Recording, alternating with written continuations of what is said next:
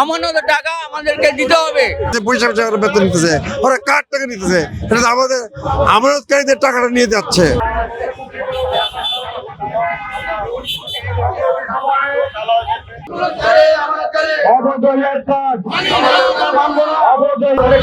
আমাদের নিয়ে সংসদ থেকে কথা বলে না, বিরোধীদের বললে যেই বলি আমাদেরকে নিয়ে সংসদ থেকে কথা বলছে না।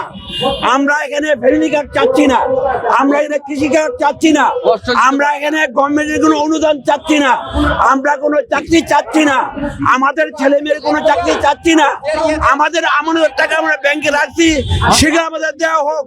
আমাদের টাকা ইনভেস্ট করছি, আজকে বাংলাদেশ ব্যাংকের কর্মকর্তা কর্মচারীগণ আমাদের টাকা ইনভেস্ট করে টাকার ব্যবসা করতেছে, নতুন টাকা ব্যবসা বাংলাদেশ ব্যাংক করতেছে। ঠিক আছে, সেই নতুন টাকার ব্যবসা আমাদেরকে দিয়ে দেও, সেটা আমরা ব্যবসা করি। আচ্ছা, বাংলাদেশের কর্মকর্তাগণ বাইরে গিয়ে রাস্তার টাকা বিক্রি করে, সেই টাকা ব্যবসাটা আমাদের দিয়ে দেওয়া হোক। আমাদের টাকা আছে, আমাদের আমানত আছে, কিন্তু না, আজকে ওনারা আজকে টাকার ব্যবসা করছে।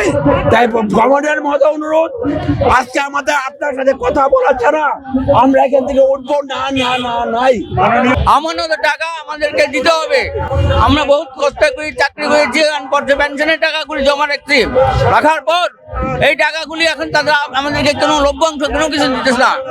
আমরা বহুত কষ্টে আছি, আমাদের ছেলে মেয়ে নিয়ে লেখাপড়া করাইতে বহুত কষ্ট পাচ্ছি, এবং নানা জাতীয় আমরা ঠিক মতন খাইতে পারতেছি না, বাজার সদাই করতে পারতেছি না, আমার ছেলেদেরকে বেতন দিতে পারতেছি না।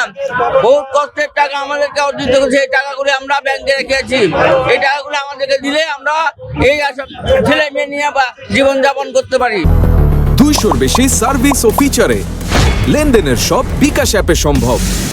আমাদের টাকাগুলি সব হলো বাংলাদেশ ব্যাংকে আনার মধ্যে আমানতকারীদের কাছে টাকা জমা আছে, আমাদের টাকা জমা আছে। আমাদের টাকা আমাদের একদিন ব্যাংকে টাকা জমা ছিল, এবং আমি টাকা জমা করে রেখেছিলাম, এবং এই টাকাগুলি বহুতবার গিয়েছি, আমাকে টাকাগুলি দেয় নাই, আমাদেরকে যা তা ব্যবহার করছে এরা, বুঝছেন নি?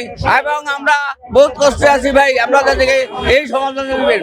আমাদের দাবি একটাই, সেটা হলো আমরা যারা সাধারণ গ্রাহক, ব্যাংকের আমানতকারী, আমরা ব্যাংকে টাকা জমা রাখছিলাম, আমাদের টাকা অবৈধভাবে হেয়ার কাট করে টাকা আটকে রাখছে, তারপরে আমাদের টাকা উঠানোর কোনো ক্ষমতা নাই।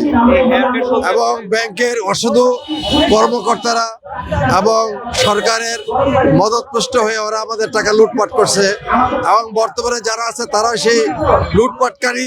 কিন্তু সাধারণ পাবলিকের আমাদের মতো গ্রাহকদের টাকা দিয়ে ওরা মানে লুটপাট করে চলছে, আর আমরা রাস্তা রাস্তা ঘুরতেছে, আমাদের টাকা উঠানোর কোনো শক্তি নাই। আমি ফার্স্ট সিকিউরিটি ব্যাংকে টাকা রাখছিলাম, সেই টাকা এখন পর্যন্ত টাকা উঠাইতে পারি নাই, 1 টাকা উঠাইতে পারি নাই।